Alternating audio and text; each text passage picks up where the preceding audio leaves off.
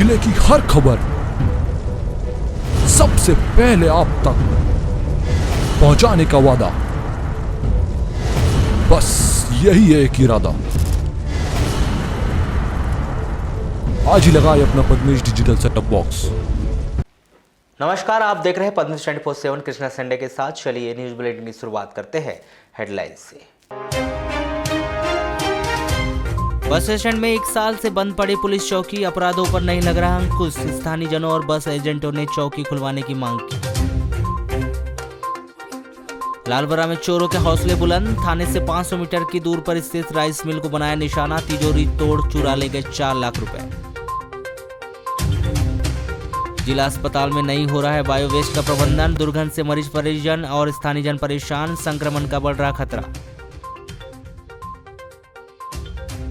बदले मौसम और बारिश ने किसानों की बढ़ाई चिंता, विशेषज्ञों की सलाह, थोड़ी सी लापरवाही पड़ सकती है भारी। स्वास्थ्य विभाग के कर्मचारी अधिकारियों ने शासकीय अवकाश के दिन टीकाकरण नहीं करने का दिया अल्टीमेटम। सड़क दुर्घटना में मृत्यु दर कम करने सरकार की योजना, दुर्घटना में घायल की जान बचाने पर मिलेगा 5,000 रुपया। बेहतर स्वास्थ्य का दावा करने वाला जिला अस्पताल बीते 1 सप्ताह से यहां पहुंचने वाले लोगों के लिए मुसीबत बनता जा रहा है। इसकी बड़ी वजह अस्पताल से निकलने वाले बायो वेस्ट का उचित प्रबंधन न होना है। हालात इतने अधिक खराब है कि अस्पताल के परिसर के पीछे इन दिनों बायो वेस्ट खुले में बिखरा हुआ है, जिसे उठवाने की जहमत भी अस्पताल प्रबंधन ने नहीं उठाई है। उससे भी बड़ी बात यह है कि इस पूरे मामले में अस्पताल प्रबंधन के जिम्मेदार अधिकारियों को बायो वेस्ट नहीं उठाने की जानकारी ही नहीं है। अब यहाँ बायो वेस्ट अस्पताल और आसपास के रहवासियों के लिए मुसीबत का कारण बनते जा रहा है। बायो वेस्ट के दुर्गंध की वजह से अस्पताल पहुंचे मरीजों व उनके रिश्तेदार को यहाँ से निकलना तक दुश्वार हो रहा है। जानकारी के मुताबिक पोस्टमार्टम कक्ष के बाजू में बायो वेस्ट को रखने के लिए एक कमरे का निर्माण कार्य कराया गया है, जो कमरा बायो वेस्ट से पूरी तरह से भर गया है। जहाँ तक ठेकेदार के द्वारा अब तक बायो वेस्ट नहीं उठाया गया है। कमरा पूरा भरा होने के कारण अब अस्पताल का बायो वेस्ट कमरे के बाहर परिसर में फेंका जा रहा है, जिससे संक्रमण फैलने का खतरा बना हुआ है। जिला अस्पताल के civil surgeon doctor Ashok Lillare ने बताया कि कृपा बायो वेस्ट नामक सिवनी के ठेकेदार को मेडिकल वेस्ट उठाने का ठेका दिया गया है, जिसे शासन के द्वारा समय समय पर भुगतान भी किया जाता है। उन्हें नियम के मुताबिक 1 दिन के बीच में वेस्ट को उठाना चाहिए। यह मामला पद्मेश 24/7 के द्वारा उनके संज्ञान में लाया गया है। कंपनी को फोन कर जानकारी ली जाएगी। तब पता चला कि नवदुर्गा पर दुर्गा विसर्जन की छुट्टियां चल रही थी, शायद इसलिए कंपनी के कर्मचारी बायो वेस्ट उठाने नहीं आए होंगे। एक्चुअली बायो वेस्ट प्रोडक्ट का जो उठाव है कृपा वेस्टेज सिवनी वालों को द्वारा टेंडर किया है और उनके द्वारा उठाया जाता है। चूँकि बीच में त्यौहार आ गया और मेरे संज्ञान में अभी बस 5 मिनट पहले आप लोगों को द्वारा लाया गया, मैं तुरंत फ़ोन किया, उसको गाड़ी आ गई है, उठा के ले जा रही है। लालबरा मुख्यालय में चोरियों का सिलसिला रुकने का नाम नहीं ले रहा है और चोरियों में इजाफा होते जा रहे हैं एवं अज्ञात चोर पुलिस के शिकंजे से कोसों दूर है, जिससे पुलिस की कार्रवाई पर भी प्रश्न चिन्ह उठने लगे। लालबरा थाने से करीब 500 मीटर दूर सिवनी मार्ग पर स्थित गोपाल राइस मिल में 17 अक्टूबर की रात्रि चोरों ने तिजोरी से करीब 4 लाख रुपए की चोरी कर में फरार हो गए। हालांकि इस बात की सूचना मिलने पर पुलिस के द्वारा अपने स्तर पर सारी कार्रवाई शुरू कर दी गई। पुलिस ने गोपाल राइस मिल के संचालक की रिपोर्ट पर अज्ञात चोरों के खिलाफ मामला पंजीबद्ध कर जाँच शुरू कर दी है। आपको बताया कि गोपाल राइस मिल के संचालक ने 17 अक्टूबर की रात 8 बजे राइस मिल बंद कर वो अपने घर चले गए थे।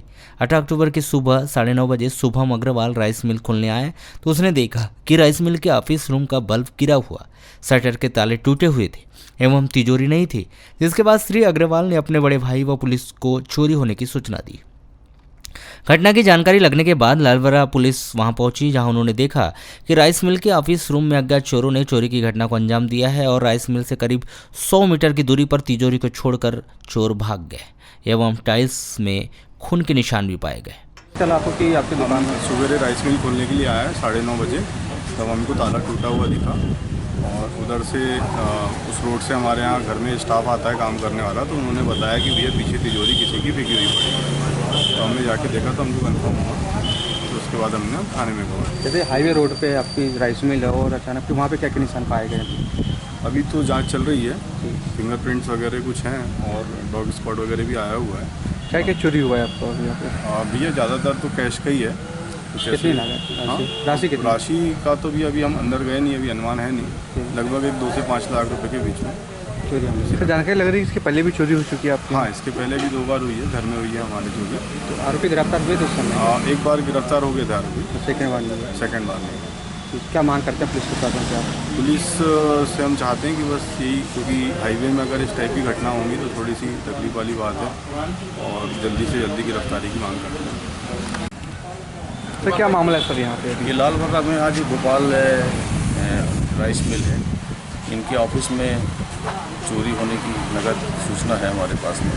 सूचना पे मौके पर इन्वेस्टिगेशन चालू है और फॉरेंसिक टीम भी जांच में लगी हुई है। सर कितने लागत की चोरियाँ अभी कैलकुलेट करके बताएंगे। सर लालबरा क्षेत्र में लगातार चोरियाँ हो रही है सर, और पुलिस तक हमें सफलता भी हमको मिली है, इस मामले में भी हम सफल होंगे। हमने चोरों को पकड़ा भी है, इनका पर्दाफाश भी किया है।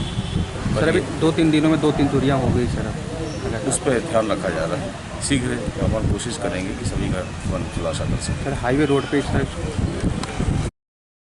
लांजी तहसील के सिरे गांव में रावण दहन के दिन पानी पूरी खाने के बाद फूड पॉइजनिंग की घटना में 100 ग्रामीणों की तबीयत खराब होने के मामले में कार्रवाई करते हुए खाद्य सुरक्षा प्रशासन बालाघाट एवं पुलिस थाना लांजी के द्वारा ग्राम सिरे गांव जाकर ग्रामीणों से पूछताछ एवं घटना की जानकारी प्राप्त की गई। ग्रामीणों के अनुसार 15 अक्टूबर को कुमारी खुर्द निवासी नंदकिशोर समृते के पानी पूरी खाने से लोगों को उल्टी, दस्त एवं पेट संबंधित परेशानी के चलते उपचार हेतु स्थानीय स्वास्थ्य केंद्र लांजी, सिविल अस्पताल एवं जिला अस्पताल और कुछ लोगों को गोंदिया तक जाना पड़ा था।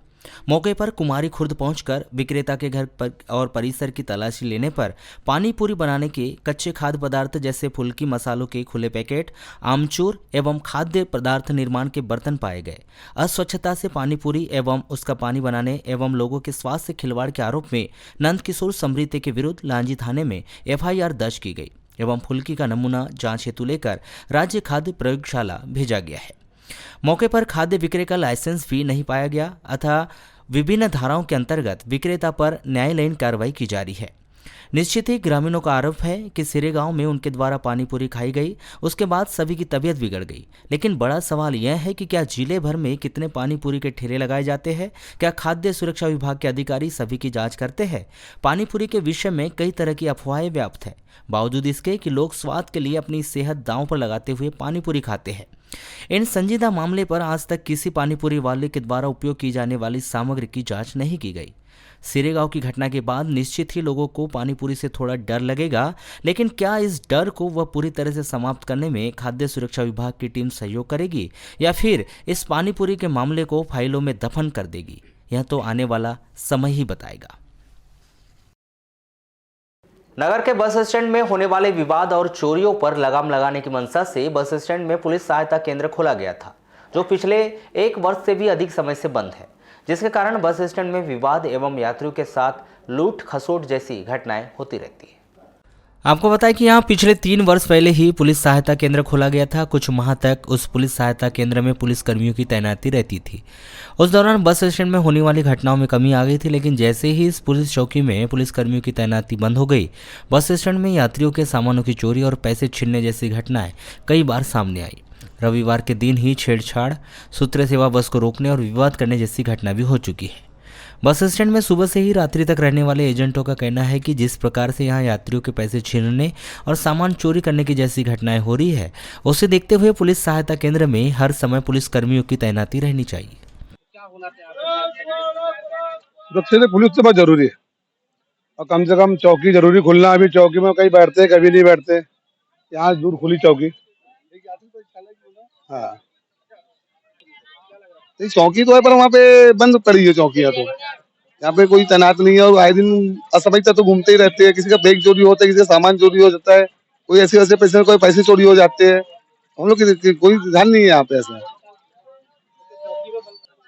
मेरा कहने का मतलब ये है कि बस स्टैंड तो सब कुछ ठीक है। आज की डेट में जिलों में माना जाए तो सबसे बड़ा बस स्टैंड यही है, बालाघाट का माना जाता है। पर यहाँ सिस्टमेटिक ढंग से कोई भी काम नहीं होता है, पहली चीज। दूसरी चीज कि यहाँ दूसरी गाड़ियां बताते हैं कि अपन सिस्टम से लगाओ करके, और गाड़ियां अभी बीच में क्या नवरात्रा चल रही थी करके, नवरात्रा की वजह से मैं अभी सामने लग रही गाड़ियां, नवरात्रा खत्म हो गई, इसके बावजूद में भी पीछे सिस्टम से गाड़ियां लगना चाहिए तो वो गाड़ियां सिस्टम से नहीं लग पा रही है। कि बस स्टैंड ऐसी जगह है जहां जिले भर के लोगों का आना जाना होता है। यहाँ होने वाले विवाद और चोरियों को देखते हुए यात्री असुरक्षित महसूस करते हैं। नहीं ठीक थी, चौकी थी यहाँ पर तो बहुत अच्छा था, वाद विवाद की स्थिति नहीं बनती थी। आज क्या हुआ, जैसे अभी बेकार की गाड़ियाँ पीछे लग जाती हैं या नंबर की गाड़ियों क्या परेशानी आती है। अब एक दिन सामने यहाँ गाड़ी लगने आई, यातायात प्रभारी साहब आए और उन्होंने उस गाड़ी का चालान बना दिए। अब गाड़ी कहाँ से लगाएंगे बताइए। उनको बोले कि पीछे की गाड़ियों को हटवा दो, और वो बोले कि मेरा काम नहीं है, नगर पालिका को बोला जाए। तो सुरक्षा की दृष्टि से यहाँ पुलिस चौकी रहना चाहिए, जिससे आए दिन वाद विवाद होता है जो यहाँ पर फल वालों से, बस वालों का, ये नहीं होना चाहिए। जी सब, एक भी पुलिस नहीं रहती रात में। पहले 2 पुलिस वाले रहते थे रात में, और चौकी में भी कोई नहीं रहता यहाँ पे दिन भर। बार बार बुलाना पड़ता तब जब आज आके आते हैं। हाँ, तो कोई चोरियां नहीं होती। हाँ, वो भी नहीं होती अगर पुलिस रहेगी यहाँ तो। आ ही नहीं रहा है, जब 6-7 महीने से कोई पुलिस वाले नहीं आते। लॉकडाउन के बाद से आई नहीं रही। लॉकडाउन के बाद से कोई पुलिस वाले नहीं रहता रात में यहाँ पे। पहले एक साल पहले रहते थे। पहले रहते थे, एक एसआई की ड्यूटी रहती थी। नहीं है चोरिया हो रही, वो राज परिवार उसमें वो देखो वहाँ पूरे चोर बैठे रहते हैं। कहीं ने डेरा अपना जमा लिए, रात भर सो रहे हैं वहाँ पे। वो तो पहले बहुत अच्छा था, लेकिन अभी तो न पुलिस आती न पुलिस रहती वहाँ। एडिशनल एसपी गौतम सोलंकी ने बताया कि बस स्टैंड में पहले से ही पुलिस सहायता केंद्र है। अगर वहाँ कोई कमी है तो बस स्टैंड का निरीक्षण कर बस स्टैंड में अच्छी व्यवस्था बनाई जाएगी। देखिए, बस स्टैंड थाना कोतवाली क्षेत्र अंतर्गत है, और यहाँ पर पूर्व से ही जो सहायता केंद्र है वहाँ पे हमारा बल तैनात रहता है। और इसके अलावा वहाँ पर जो चौराहा है, चौराहे में बल अपना ड्यूटी भी करता है। तो पूर्व से व्यवस्था बनी हुई है, उसको एक बार निरीक्षण के पुनः उसमें कहाँ कमियां हैं उसको दूर करेंगे। देश में बढ़ती सड़क दुर्घटनाओं में मृत्यु दर में कमी लाने हेतु सड़क परिवहन एवं राजमार्ग मंत्रालय के द्वारा गुड समैरिटन स्कीम लाई गई है। इस स्कीम के तहत मोटरयान सड़क दुर्घटना में गंभीर रूप से घायल व्यक्ति को बचाने का कार्य करने वाले गुड समैरिटन को 5,000 रुपए की नगद प्रोत्साहन राशि एवं प्रशस्ति पत्र दिया जाएगा। इस योजना को प्रोत्साहन अवार्ड के नाम से भी दिया गया है। अतिरिक्त पुलिस महानिदेशक पुलिस प्रशिक्षण एवं शोध संस्थान जी जनार्दन ने बताया कि मोटरयान सड़क दुर्घटना में गंभीर रूप से घायल व्यक्तियों को गुड समैरिटन सीधा अस्पताल या ट्रॉमा केयर सेंटर ले जाता है, तो उस व्यक्ति के बारे में डॉक्टर के द्वारा स्थानीय पुलिस को सूचित किया जाएगा। पुलिस के द्वारा गुड समैरिटन का पूर्ण पता, घटना का विवरण, मोबाइल नंबर इत्यादि एक अधिकृत लेटर पैड पर निर्धारित प्रारूप में लिखकर एक प्रति गुड समैरिटन को और एक प्रति जिला अप्रेजल कमेटी को भेजी जाएगी। यदि गुड समैरिटन के द्वारा सीधे पुलिस को सूचना देकर मोटरयान दुर्घटना में गंभीर रूप से घायल व्यक्ति को अस्पताल या फिर ट्रॉमा सेंटर केयर सेंटर ले जाकर उनकी जान बचाई जाती है, तो पुलिस के द्वारा उनका पूर्ण पता, घटना का विवरण निर्धारित प्रारूप में लिखकर एक प्रति गुड समैरिटन को दी जाएगी एवं एक प्रति जिला अप्रेजल कमेटी को भेजी जाएगी। मध्य प्रदेश शासन स्कूल शिक्षा विभाग के आदेश के अनुसार 17 अक्टूबर से 31 अक्टूबर तक हाई स्कूल और हायर सेकेंडरी स्कूल में युवा क्लब का गठन कर ऑनलाइन योगा प्रशिक्षण सिखाया जा रहा है, जिससे छात्र छात्राएं निरोगी रहे। इसी कड़ी में शहर के शासकीय माध्यमिक विद्यालय बूढ़ी के द्वारा ऑनलाइन योगा कार्यक्रम का आयोजन किया गया। स्कूल की योगा प्रभारी गायत्री पटेल ने इस विषय में जानकारी देते हुए बताया कि प्राचार्य मंजुला मिश्रा के मार्गदर्शन में 16 से 18 अक्टूबर तक रोजाना ही सुबह 8 से 9 तक छात्राओं को ऑनलाइन योगा सिखाया गया। इस दौरान सूक्ष्म योगिक क्रियाएं बैठकर और खड़े होकर किए जाने वाले आसन, सूर्य नमस्कार, अंतर्राष्ट्रीय योग दिवस की योगासन, प्राणायाम, भ्रामरी, चरक आदि क्रियाएं सिखाई गई, जिसमें रोजाना ही बड़ी संख्या में छात्राओं ने ऑनलाइन योगा का प्रशिक्षण प्राप्त किया। जनपद पंचायत वारासुनी के अंतर्गत ग्राम वारा से तुमाड़ी मार्ग पर सोमवार की सुबह 8:30 बजे बोलेरो वाहन अनियंत्रित होकर लोहे के गेट से टकरा गया। यह हादसा इतना अधिक जबरदस्त था कि वाहन ने रोड से नीचे उतरकर जिस लोहे के गेट को टक्कर मारी वह बुरी तरह से क्षतिग्रस्त हो गया।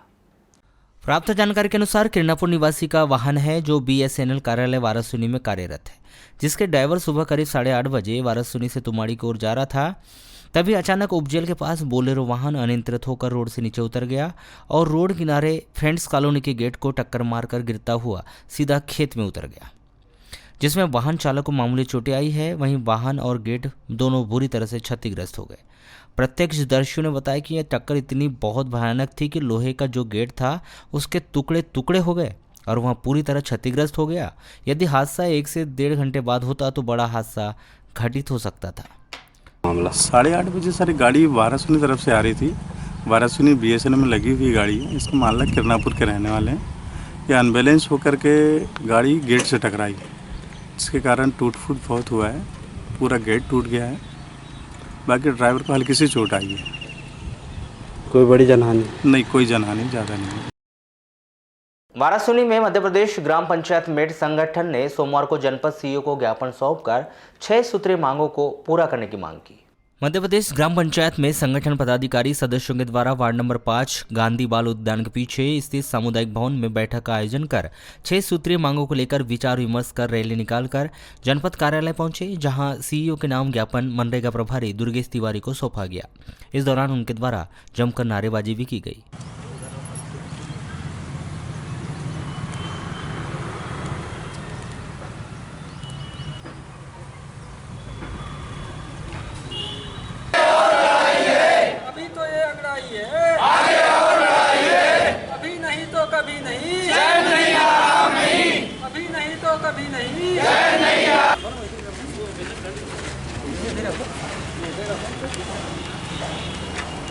सर, मैं ये कहना चाहता हूँ कि मैं 8-10 सालों से मेट ग्राम पंचायत पुनी में मेट का काम करता हूँ और लगभग 2 से 3 महीना 4 महीना काम चलने वाला है। उसमें भी हमको रोजी श्रमिक की वाली रोजी मिलती है। अर्ध कुशल श्रमिक है हम, फिर भी हमारे को रोजी ठीक से मिल नहीं पा रही काम, बल्कि हम लोग सहायक सचिव जितना ही करते हैं। जो काम सहायक सचिव का वो काम हमारा भी है, तो हमको उचित मापदंड नहीं मिल पा रहा है, मानदंड नहीं मिल पा रहा है। और अभी फिर से महिला मेटों की भर्ती करा रहे हैं। जब पहले से 5-7 मेट आपके पास रखे हुए हैं, फिर 8-10 मेट रख लोगे, जब बाकी पुराने मेटों का काम नहीं हो पा रहा है, उनका काम नहीं चल रहा है, वो आर्थिक स्थिति से गिरे हुए हैं, तो फिर ये 10 मिनट रख के फिर हमारे को क्या करेंगे हम लोग। सर, इसके पूर्व में भी हमने 9 तारीख को इसी हाल में मीटिंग किया था और जो ग्राम पंचायत में हमारे मेट भाई लोग काम कर रहे हैं, कार्य कर रहे हैं सतत 14-15 सालों से, उसी संदर्भ में हमने माननीय प्रदीप जायसवाल जी खनिज विभाग निगम मंत्री उनको ज्ञापन सौंपा था। और आज हम लोग फिर से एकत्रित इसलिए हुए हैं कि जैसा कि 2007-8 से हमारे मेट बंधु ग्राम पंचायत में कार्य कर रहे हैं रोजगार गारंटी को सफल बनाने हेतु, लेकिन अभी 1 महीना पूर्व स्वसहायता समूह महिला मेटों की भर्ती की गई है और जिनसे अभी हम जो सीनियर मेट है हमारे 14-15 सालों से जो कार्य कर रहे हैं, उनको कार्य न देते हुए उन महिला मेटों को प्राथमिकता दी जा रही है। इसलिए हम लोग आज यहाँ पर एकत्रित हुए हैं। वाराणसी के स्वास्थ्य विभाग के अधिकारी कर्मचारी के द्वारा सोमवार को एसडीएम संदीप सिंह और बीएमओ डॉक्टर रविंद्र थातुड़ को ज्ञापन सौंपकर अवकाश के दिन टीकाकरण नहीं करने की सूचना दी। स्वास्थ्य कर्मचारियों ने बताया कि शासन के द्वारा कई प्रकार के आदेश जारी किए जाते हैं, जिसके कारण स्वास्थ्य विभाग को अनेक प्रकार की समस्याओं का सामना करना पड़ता है। ऐसे में शासकीय अवकाश के दिन भी टीकाकरण कार्य करने के लिए लगातार आदेश जारी किए जाते रहे, जिसके कारण कर्मचारियों को कार्य करना होता है। जबकि विभाग में अधिकतर महिलाएं हैं और उन्हें त्योहारों पर घरों में पूजा अर्चना व अन्य कार्यक्रम करना होता है, जिसके लिए कई बार ज्ञापन सौंपकर अवकाश के लिए टीकाकरण कार्य नहीं करने की मांग की गई, परंतु शासन के द्वारा इस ओर कोई ध्यान नहीं दिया गया और आगामी 20 अक्टूबर को टीकाकरण करने के आदेश जारी किए गए। जबकि इस दिन वाल्मीकि जयंती की सरकारी छुट्टी है, उसके बाद भी इस प्रकार के आदेश दिए गए। आज हमने एडीएम सर को और खंड चिकित्सा अधिकारी महोदय को ज्ञापन दिया है। हमारी पूर्व से एक मांग चल रही है, जिसका ज्ञापन हमने 3-4 बार उच्च अधिकारी को दे चुका है। हमारी मांग सिर्फ और सिर्फ इतनी है कि हम अवकाश के दिन में टीकाकरण कार्य नहीं करेंगे, किंतु फिर भी जैसे आज हमें 2 बजे जानकारी लगी कि 20 तारीख का टीकाकरण शेड्यूल तैयार हो चुका है और 20 तारीख को ऑलरेडी वाल्मीकि जयंती का शासकीय अवकाश है, तो उसी टीकाकरण कार्य का विरोध स्वरूप उसका बहिष्कार करने के लिए हमने अपनी मनसा मांग पत्र के माध्यम से एडीएम साहब को भी अवगत करा दिया है और खंड चिकित्सा अधिकारी महोदय को भी अवगत करा दिया है। और हमारा सभी का ये निर्णय है कि 20 तारीख को अवकाश के दिन हम वाराणसी तहसील में ही नहीं संपूर्ण जिले में हम टीकाकरण कार्य का बहिष्कार करेंगे। यही हमारी मांग है।